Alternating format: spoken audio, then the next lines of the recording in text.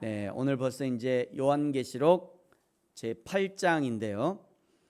요한계시록이 어려워서 함부로 읽으면 안 된다. 함부로 읽다가는 아주 큰일 난다. 그 수많은 경고에도 불구하고 벌써 이제 8장까지 오게 되었습니다. 여러분은 어떻게 느끼십니까? 진짜 함부로 읽어서는 안 될 것 같은 그런 성경으로 느껴지십니까? 아니면 주일에 또는 새벽에 읽어보고 들어보고 또 살펴보니 요한계시록도 이해가 되고 알만하고 다른 성경과 마찬가지로 유익하다라는 생각이 드십니까? 여러분은 어떻습니까? 여전히 어렵고 읽어서는 안 될 것 같습니까? 아니면 읽어보니 유익합니까? 유익합니까? 나는 여전히 읽어서는 안 될 것 같다. 손. 나는 그래도 좀 유익한 것 같아요. 손 들어보세요. 네, 좋아요. 네, 다들 유익하다고 그러니까 제가 잘했나 보죠, 뭐. 네, 여러분 우리가 꼭 기억해야 될 성경 말씀 있죠. 디모데후서 3장 16절 17절입니다. 여러분 같이 한번 읽을까요? 디모데후서 3장 16절 17절 시작. 모든 성경은 하나님의 감동으로 된 것으로 교훈과 책망과 바르게 함과 의로 유익하기에 유익하니 이는 하나님의 사람으로 온전하게 하며 모든 선한 일을 행할 능력을 갖추게 하려 함이라. 모든 성경은 유익하대요. 이것이 하나님의 결론입니다. 모든 성경은 유익하다. 성도들을 교훈하고 책망하고 바르게 하고 의로 교육하기에 유익하고, 그리고 하나님의 사람으로 선한 일을 행할 능력을 갖추게 하기 위해서 유익하대요. 모든 성경이 유익하다. 그러므로 차별하지 말고 구약이든 신약이든 창세기든 계시록이든 선지서든 시편이든 모든 성경을 읽고 공부하고 연구해야 합니다. 여러분 다시 한번 강조해서 말씀드립니다. 모든 성경은 하나님의 사람으로 온전하게 하고 모든 선한 일을 행할 능력을 갖추게 하는데 유익합니다. 그러므로 성경을 차별하지 말고 부지런히 읽으셔야 합니다. 차별하지 말고. 어떤 분들은 1년 내내 요한계시록만 설교하는 목사님도 있고요. 어떤 분이 1년 내내 자기 평생에 갈라디아서만 주구장창 설교하는 분도 계시더라고요. 어떤 목사님이. 그렇게 하면 안 돼요. 그렇게 하면 안 되고, 제가 이제 올해로 이제 12년 차잖아요. 우리 교회에서 12년 차인데 새벽 예배를 포함해서 새벽 예배, 주일 예배, 수요 예배를 다 포함해서 지금 두 번째 성경을 보고 있어요. 창세기부터 요한계시록까지 전체 다 다루고 지금 두 번째 이 성경을 다루고 있거든요. 그래서 여러분 가능하면 전체를 다 연구하고 읽는 것이 좋습니다. 왜요? 유익하대요. 하나님이 유익하다잖아요. 7장에서요 6번째 인을 떼신 후에 구원받은 이스라엘의 12지파의 14만 4천과 그리고 각 나라와 백성과 각 나라와 족속과 방언에서 모인 아무도 셀 수 없는 흰옷 입은 사람, 큰 무리의 구원받은 성도들이 하나님 앞에 찬양하는 모습을 보았습니다.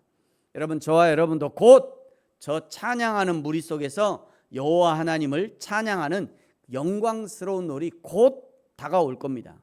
그날을 기대하심으로 소망하고 간절히 바라고, 그러므로 오늘 더욱 기회의 날을 최선으로 살아내며 하나님께 영광을 돌리는 저와 여러분이 되어지기를 예수님의 이름으로 축복합니다.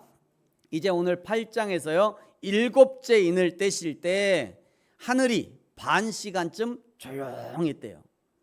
여기 반 시간쯤 조용했다고 하니까 이 반 시간이 도대체 뭐냐?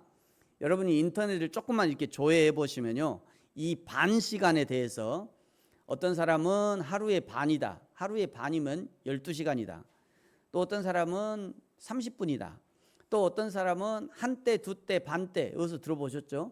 성경에 한때, 두때, 반때 이거 나오잖아요. 그 한때, 두때, 반때 요거를 생각해서 이거는 수년의 시간이다, 뭐 이렇게 여러 가지 막 주장하는 사람들이 많습니다. 여기 반 시간에 해당하는 헬라어는요 헤미오리온이라는 단어입니다. 이 헤미온이라고 하는 단어는 그대로 반시간 또는 30분을 의미합니다. 여기 앞에 있는 헤미, 이게 헤미인데 이거는 절반을 의미하는 것이고요. 뒤에 있는 호라, 이 호라에서 오는 단어인데 호라라고 하는 단어는 시간, 이런 의미예요. 우리가 성경을 깊이 또는 숨겨진 내용을 찾기 위해서 파자라고도 하죠. 이 글자를 하나하나 다 찢어 갖고요, 막 이게 하는 걸 파자라고 해요. 그렇게 해서 해석하기도 합니다만, 그래서 우리도 수요일에 지난번 수요일에 히브리어 배웠잖아요.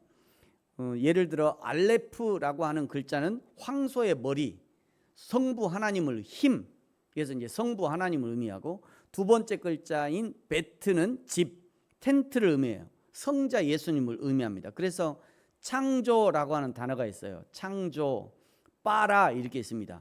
창조, 이게 베트거든요. 이게 베트. 두 번째 단어 베트, 이게 레시, 그 다음에 알레프, 이게 알레프예요. 그래서 이걸 써놓고 이게 빠라 이렇게 읽어요. 이게 창조라는 단어거든요. 이 베트는 성자 예수님을 가리키는 것이고요. 가운데 있는 레시는 머리, 사람의 머리, 꼭지, 제일 앞쪽, 머리가 제일 앞이잖아요. 머리가 제일 앞. 그래서 여러분, 우리의 11조도 제가 설명했죠. 11조도 10토막 중에 10분의 1을 의미하는 게 아니라 10토막 중에 제일 앞에, 그거를 이제 11조 의미가 거기 있어요. 머리, 나의 제일 첫 머리가 제일 중요한 거잖아요. 그래서 나의 그 10토막 중에 제일 머리, 이거를 하나님 앞에 드린다, 이런 의미가 11조에 있어요. 그 다음에 여기 알레프가 성부거든요. 성부 하나님, 황소의 머리, 힘, 이런 걸 의미해요. 그래서 이거를 파자로 하면 어떤 의미가 되냐면요, 성부 하나님이 성자 예수님을 앞세워 창조하셨다, 이런 의미예요. 그러니까 빠라라고 하는 이 창조라고 하는 단어에 이런 의미가 있다. 이게 이제 파자에서 이제 이게 캐내는 그런 어떤 공부하는 법이에요. 구약을 기록한 히브리어가 상형 문자이기 때문에 이렇게 파자에서 해석하는 것도 의미가 있습니다만, 때로는 있는 그대로 받아들이는 것도 중요한 능력입니다. 여러분, 예수님이 구름 타고 오신다고 하셨으면 구름 타고 오실 거예요. 예수님이 그렇게 얘기하셨잖아요. 내가 간 대로 온다. 구름 타고 올라가셨으니까 당연히 구름 타고 오실 겁니다. 또 요한계시록 19장에 보면 예수님이 백마를 타고 오신다고 말씀하고 있어요. 예수님이 그렇게 말씀하셨으니까 분명히 백마를 타고 오실 겁니다. 성경 해석에 아주 중요한 기본적인 원칙이 있어요. 첫 번째는 성경을 문자 그대로 해석하고 믿는 것인데, 이것이 올바른 해석의 출발점입니다. 그래야만 하나님의 의도를 정확하게 파악할 수 있고요. 두 번째는 교리적 혼란을 방지하고요. 세 번째는 신앙의 견고한 기초를 쌓을 수 있습니다. 두 번째는 성경을 해석하는 원리는 성경 전체의 맥락 속에서 더 깊은 신학적인 의미와 오늘의 적용점을 찾아가는 것인데, 어떤 유익이 있냐면요, 이렇게 전체 맥락에서 성경을 찾아보면 어떤 의미가 있냐면, 어떤 유익이 있냐면, 첫 번째는 기독론적 통찰력을 얻게 됩니다. 기독론 하면 그리스도론이에요. 그리스도잖아요. 그리스도. 그러니까 예수 그리스도가 전체 맥락에서 어떤 말씀을 하시는가, 이거에 대한 통찰을 얻게 된다는 거예요. 두 번째는요, 삶에 대한 실제적인 적용을 얻게 됩니다. 세 번째는 성경의 통일성을 이해할 수 있어요. 결론적으로 우리는 어떻게 성경을 해석하고 믿어야 되냐, 기초가 되는 것이 문자적 해석이에요. 그러니까 문자를 있는 그대로 해석하는 거. 이 문자적인 해석을 잘 하려고 히브리어나 헬라어나 공부하는 것이고요. 성경이 처음 쓰여졌던 의미를 찾아가려는 거죠. 두 번째는요, 성령의 조명하심을 구해야 합니다. 아무리 공부를 많이 한 사람이라 해도 인간의 이성은 오염되어 있어요. 저와 여러분의 이성은 이미 오염되어 있습니다. 우리는 다 오염되어 있어요. 세상에 거룩한 사람 하나도 없어요. 우리는 다 오염되어 있어요. 우리 인간의 이성이, 인간의 모든 감정, 인간의 모든 오감이 다 오염되어 있어요. 그래서 어떤 사람은 그거 먹고 맛있다는데 어떤 사람은 안 맛있다고 하잖아요. 이게 다 오염된 거예요. 그래서 오염된 우리의 이성으로 성경을 조명하고 성경을 푸는 것이 아니라 성령 하나님이 보여주시도록 성령 하나님이 조명해 주시도록 구해야 되는 거죠. 아무리 공부를 많이 한 사람이라도 성령의 조명이 없이는 바르게 풀 수 없는 것입니다. 성경의 저자가 되시는 하나님이 가장 잘 알 수 있기 때문이죠. 하나님의 영이신 성령께서 조명해 주시고 알려주시고 깨닫게 해주시는 성경이 가장 정확한 성경이 되는 겁니다. 세 번째는 그리스도 중심적으로 해석하고 적용해야 합니다. 이것을 구속사적이다 이렇게도 얘기합니다. 왜냐하면 구약은 오실 그리스도를 예표하고요, 신약은 오신 그리스도를 예표하고 계시록은 다시 오실 그리스도를 보여주기 때문이에요. 그래서 오늘 1절에 반 시간쯤 조용했다, 이거는 30분 정도 조용했다 이런 의미예요. 요거를 얘기하려고 길게 왔어요. 그냥 하늘이 반 시간 조용했다, 그냥 30분 조용한 거예요. 30분 동안 조용한 거죠. 조용한 겁니다. 그런데 여러분 생각해 보세요. 이전에 6장과 7장에서 무슨 일이 있었나요? 6장에서는요 6번째 인을 떼시면서 6개의 인을 떼시면서 지구 인구의 4분의 1, 20억이 죽었잖아요. 대단한 일들이 벌어진 거죠. 운석이 떨어져 갖고요 지구가 깨지는 일들이 있었어요. 산과 섬이 옮겨지는 대지진도 일어났었죠. 그래서 어떤 사람들은요 살아있던 그 와중에도 살아있던 사람들이 어떤 얘기를 했냐면 6장 17절에 보면 그들이 진노의 큰 날이 이르렀으니 누가 능히 서리요, 이거 어떻게 해야 되나 한탄한 거죠. 16절에 보니까요 산들과 바다에게 말하면서 차라리 우리 위에 떨어져라, 우리를 빨리 차라리 죽여서 하나님의 진노에서 우리를 가려주라 할 정도로 쉴 새 없이 하나님의 심판이 이루어졌던 겁니다. 그러다가 7장에서 갑자기 조용해지면서 바람도 불지 않으면서 고요한 중에 순식간에 하나님의 사자가 이마에 인을 치는 사건이 있었죠. 14만 4천의 사람들 아주 순식간에 하나님이 인을 쳤습니다. 그 이마에 순식간에 바람도 불지 않는 조용한 상태에서 순식간에 인을 친 거예요. 7장을 좀 길게 7장을 지난주에 설교해서 한 주가 지났으니까 긴 것 같은데 사실은 이 7장을 아주 순식간에 아주 짧은 시간을 얘기하는 7장은. 그리고 이제 오늘 8장이 된 겁니다. 8장 1절에 인을 떼신 거예요. 8장 1절에 7째 인을 드디어 떼신 거예요. 갑자기 바람도 불지 않고 개미 새끼 한 마리 움직이지 않는 고요함이 30분 정도 지속된 거예요. 근데 여러분 생각해 보세요. 이거야말로 공포 아닙니까? 공포. 정신없이 하나님의 심판이 쏟아질 때는 생각할 겨를도 없이 그 심판을 감당하느라 정신이 없었는데 30분 정도 고요하면 지금까지 무슨 일이 있었는지 보기도 하고 확인도 하고 세상에나 이게 무슨 일이냐, 무슨 일이 일어난 거냐, 지금 일어나는 이 일들이 성경에서 말하는 그 하나님의 심판이냐 하면서 서로 확인하면서 어떻게 이렇게 어마어마한 일들이 일어날 수 있냐, 내 생전에 어떻게 이런 일이 벌어났지 하면서 막 서로 놀라고 그러면서 확인할 거예요. 그런데 갑자기 개미 새끼 한 마리 움직이지 않는 고요함이 30분 지속된 거예요. 30분. 남편하고 아내하고 싸우다가 갑자기 아내가 말 안 하고 가만히 있으면 무섭잖아요. 안 무서워요? 엄마한테 막 혼나다가 갑자기 엄마가 말 안 하고 가만히 보고 있으면 어디서 뭐가 날라올지 몰라갖고 공포에 휩싸이잖아요. 비슷해요. 갑자기 30분 조용한 겁니다. 이거는 다음 심판을 위해서 준비하고 있는 거죠. 2절에 보니까요 고요한 가운데 7천사가 7나팔을 받은 모습이 보이고요 7천사가 나팔의 재앙을 준비하는 겁니다. 3절에 다른 천사가 금향로를 가졌는데 향과 함께 성도들의 기도를 하나님께 드리고자 하는데 4절에 향연이 하나님께 올라갑니다.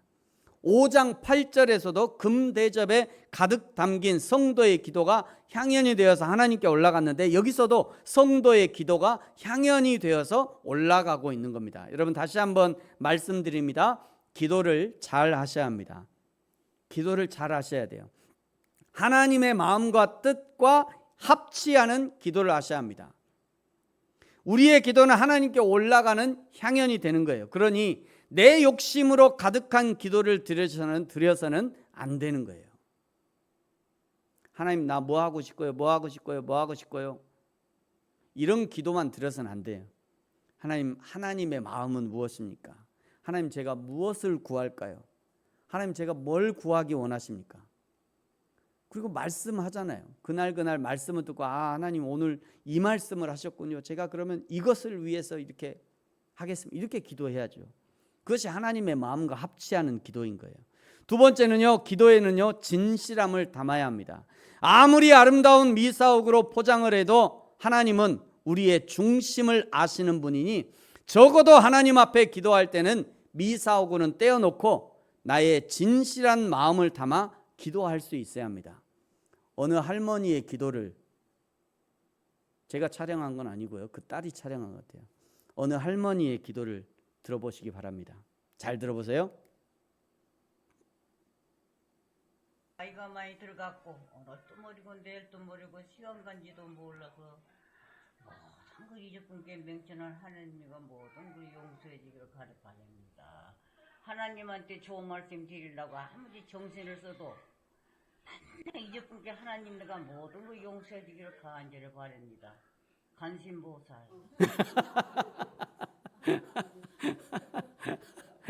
다 좋았는데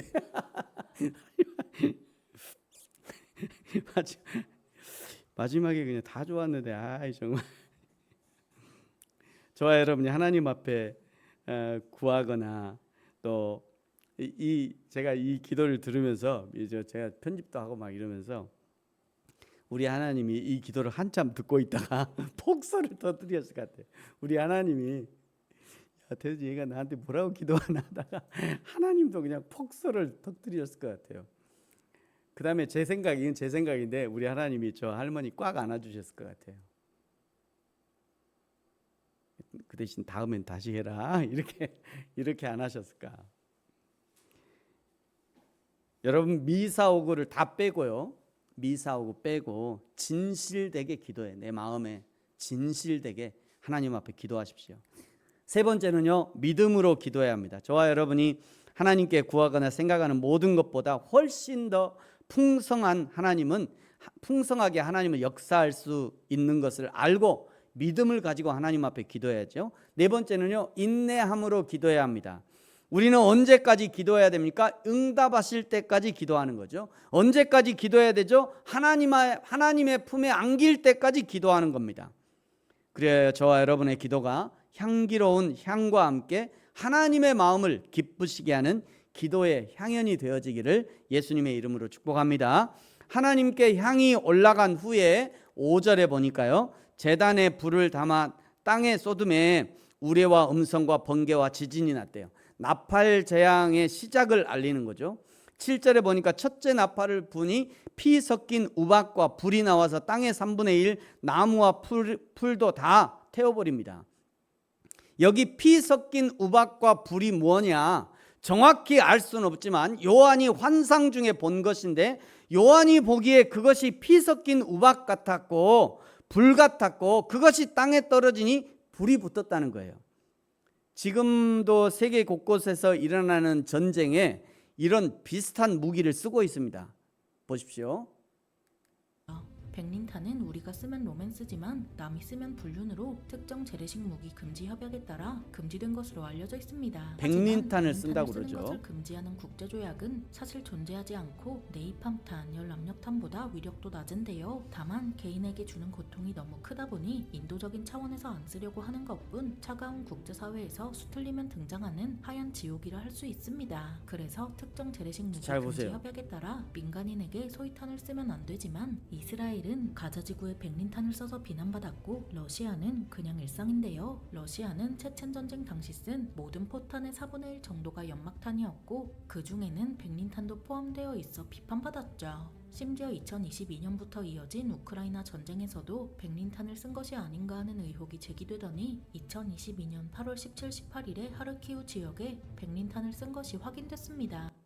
이 백린탄은 한번 떨어지면요 불이 잘 안 꺼져요. 물을 저렇게 쏘아대도 잘 안 꺼집니다.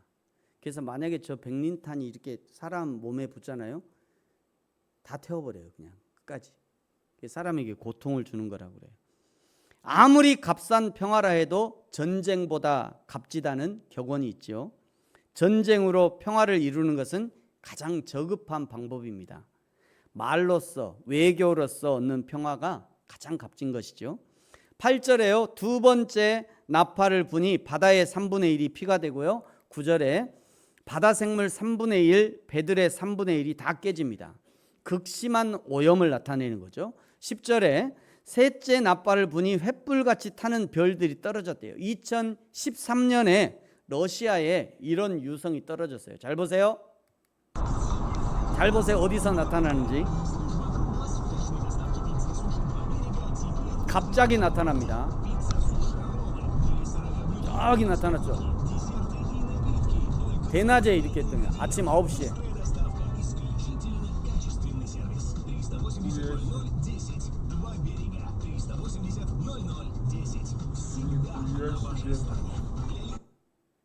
네, 이게 러시아에 떨어진 건데요. 2013년 2월 15일 오전 9시 20분에 떨어졌고요. 첼라빈스크 주 상공 대기권에 진입해서 운석이 폭발했다고 합니다. 지름이 약 17에서 20m짜리 운석이었고요. 그리고 무게는 10,000톤에 가까웠대요. 1만 톤, 10,000톤. 그리고 이 충격파로 인해서 약 대기권에 진입 후 땅에서부터 25km 위에서 이제 폭발을 하게 됐고요. 이 충격파로 인해서 이 첼라빈스크 시내의 건물들 유리창이 막 깨졌고요. 이 진동으로 해서 1,000명 이상이 부상자가 발생했다고 그래요. 이 사건은요, 현대인이 관측한 대규모 유성 폭발 중에 두 번째로 강력한 사건으로 기록되어 있어요. 이런 일이 실제로 일어난다. 지금도 일어나고 있고, 지금도 이런 일들이 일어나고 있고, 세 번째 나팔을 불면 이런 일들이 벌어진다는 거예요. 큰 별이 횃불같이 타는 큰 별이 하늘에서 떨어진다고 그러잖아요. 똑같은 일들이 벌어지는 거죠. 11절에요. 이 별 이름이 쓴쑥인데 물의 3분의 1이 쓴쑥이 되고 많은 사람들이 죽습니다. 쓴 물은 오염된 물을 의미하는 것인데 우주에서 날아온 것이니 우주 방사선의 오염이 아니겠는가 생각합니다. 그래서 여러분 가끔 운석 주러 다니는 사람 있잖아요. 혹시 여러분 집에 운석이 떨어지거든 함부로 만지면 안 돼요. 우주 방사선에 오염됐기 때문에 저거 내 거야 고추밭에 가갖고 그냥 운석 가져오면 큰일 나요. 그냥 냅두고 신고해야 돼요. 고추밭에 가지 마시라고. 저 쓴쑥이라고 하는 것은 독을 얘기하는 거거든요. 그래서 아마 저게 우주 방사선이 아니겠나 이렇게 생각합니다. 12절에 보면 네 번째 천사가 나팔을 부니 해의 3분의 1, 달의 3분의 1, 그리고 별의 3분의 1이 어두워지고 빛을 잃게 됩니다. 해와 달과 별의 3분의 1이 어두워지면 이 지구에는 빙하기가 찾아온다고 그래요. 북극처럼 온 세상이 다 얼어붙는 빙하기를 대빙하기라고 하는 것이고요. 지구 평균 기온이 오늘날에 비해서 1도에서 1.5도 정도 낮아지는 현상을 소빙하기라고 한답니다. 꽁꽁 얼어붙는 것도 대빙하기고 1.1도에서 1.5도만 지구 평균 기온이 낮아져도 난리가 나는 거예요. 우리 인류 역사상 소빙하기가 있었는데요. 1670년과 1671년 약 2년에 걸쳐서 당시에 조선 인구의 20%가 넘는 100만 명의 사망자를 낸 경신대기근이라는 역사적 사실이 있습니다. 경신대기근이라는 게 있었어요. 한 번 더 보여드릴게요. 오늘 영상을 많이 보여드리네요. 한반도도 소빙학이라고 부르는 이 시기, 지옥을 피해갈 수 없었습니다. 1650년부터 삼척 앞바다까지 얼어붙고 남서부 지역에 폭설이 내리는 등 계속 이상기후가 나타나다가 현종 제위 11년인 1670년부터 본격적으로 이상 징후들이 나타나기 시작했죠. 1월부터 이상 천체 현상이 관측되고 햇무리와 달무리 현상이 나타났습니다. 예로부터 하늘에서 나타난 이상 변화는 불길한 징조라 여겼기에 불안이 가중된 상태였고, 거기다 유성들이 떨어지면서 발생한 먼지들로 인해 해가 보이지 않는 어두컴컴한 날들이 지속되었죠. 해가 정상적으로 보이지 않는 상황이 지속되면서 평년보다 기온도 떨어졌습니다. 같은 시기 호남과 영남, 충청 지방에서는 각종 지진도 연달아서 일어났죠. 게다가 떨어진 기온에 전염병이 돌고 봄이 되면서 해충도 들끓기 시작했습니다. 2월에 들어서는 극심한 가뭄이 발생했죠. 우박이 떨어지는가 하면 서리와 냉해도 끊임없이 내렸습니다. 농부들은 파종을 제대로 하지 못했죠. 특히 4월, 5월 들어서 우박과 서리 현상은 점차 심해졌습니다. 지금 기준으로도 정상적인 날씨가 아니었죠. 당시 평안도에서는 우박 크기가 비둘기알 크기에 달했고, 우박에 4살 아이가 맞아 죽었다는 기록과 함께 많은 가축도 우박에 맞아 폐사했다는 기록이 실록에 남아 있습니다. 이런 기록이 실제 우리나라 조선실록에 남아 있습니다.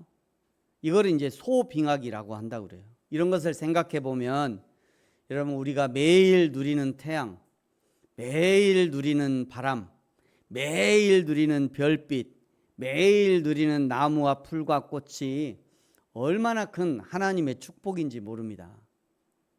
기회 있을 때 많이 누리세요.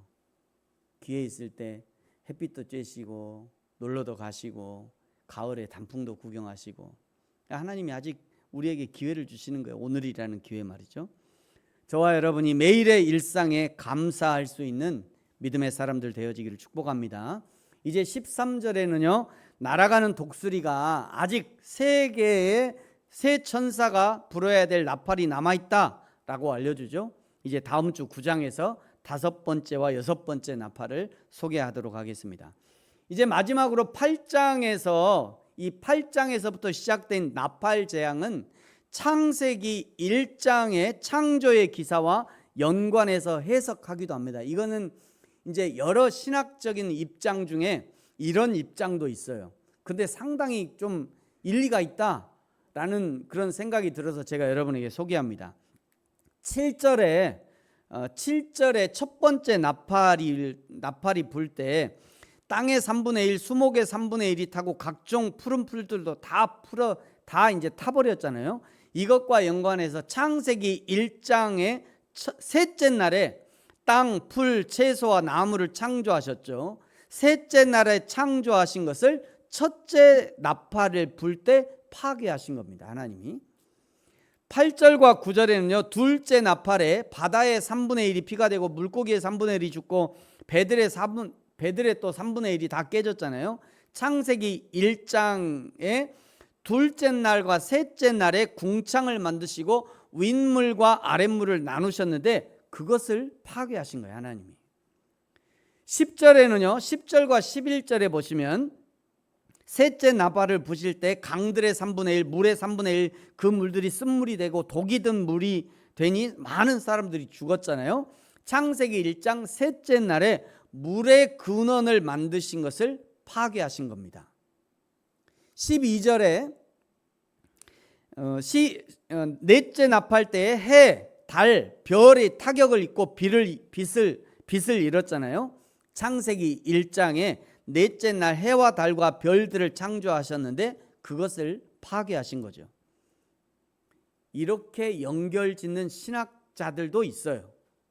이렇게 연결짓는 신학자들도 있고, 이것을 상당히 많은 사람들은 이렇게 지지합니다. 이런 신학적인 어떤 입장들을. 이렇게 창세기와 연관해서 해석하는 것은 하나님은 파괴자가 아니라 완전한 질서를 회복하실 주권자임을 나타내는 거죠. 잘못된 질서에 대해서 하나님이 파괴하시는 것이 아니라 그 질서를 새롭게 회복하시는 주권자가 우리 하나님이다, 이것을 나타낸다는 거예요. 이 재앙의 메시지를 보는 사람들이 두려움보다는 회개하고 그리고 하나님의 최종적인 승리에 대한 소망을 가지라고 말씀하는 것입니다. 이것이 요한계시록을 우리에게 주신 목적이죠. 1장 17절에 말씀하신 것처럼 여호와 하나님을 믿는 너희는 두려워하지 말라 말씀하셨잖아요. 두려워하지 말라 말씀하셨어요. 왜 그렇죠? 믿는 자의 최종 모습은 하나님 앞에 영광의 예배를 드리고 있는 이 모습이 우리의 모습일 것이기 때문에 저와 여러분이 우리 인생의 마지막 그 다음에 바로 하나님 앞에 서서 저 영광스러운 예배를 드릴 것이 그것이 우리의 모습이기 때문에 설령 오늘 운석과 지진과 화산과 갑자기 닥친 재난한 자연재해를 만난다 할지라도 우리의 최종 모습을 기억하면서 그 하나님 앞에 서기에 부끄러움이 없는 신앙의 모습을 유지하라고 격려하기 위해서 오늘 요한계시록을 우리에게 주고 있는 겁니다. 앞으로 더한 것이 계속 나옵니다. 이제 아직 멀었어요. 아직. 이 무서운 요한계시록, 때로는 두려운 마음이 드는 요한계시록을 우리에게 주신 이유가 뭐냐? 야, 너희들은 저 예배야. 너희들의 마지막은 저 예배가 너희들의 모습이야. 너희들이 설 예배는, 너희들이 설 모습은 저 영광스러운 예배 앞에, 저 영광스러운 예배, 그 하나님 앞에 예배하는 그 모습이 너희들의 모습이야. 그러니까 두려워하지 마. 그것이 요한계시록을 통해서 우리에게 주시는 메시지인 겁니다. 사랑하는 성도 여러분, 저와 여러분은 오늘 어떤 모습으로 하나님 앞에 서 있습니까? 그리고 마지막 날에는 어떤 모습으로 하나님 앞에 서고 싶으십니까? 하나님이 어떤 처분을 내리실지 몰라서 벌벌 떨고 있는 그런 모습입니까? 아니면 천국에 대한 확신 가운데 이 세상에 집착하는 모습이 아니라 하나님의 영광을 위해 살아가는 그런 모습입니까? 저와 여러분이 우리에게 주신 기회라고 하는 오늘을 믿음으로 살아내고 사명으로 주신 오늘, 사명으로 주신 교회와 가정과 직장을 성실하고 충성으로 감당함으로 여호와 하나님을 기쁘시게 하는 영광의 날을 기대하는 저와 여러분이 되어지기를 예수님의 이름으로 축복합니다.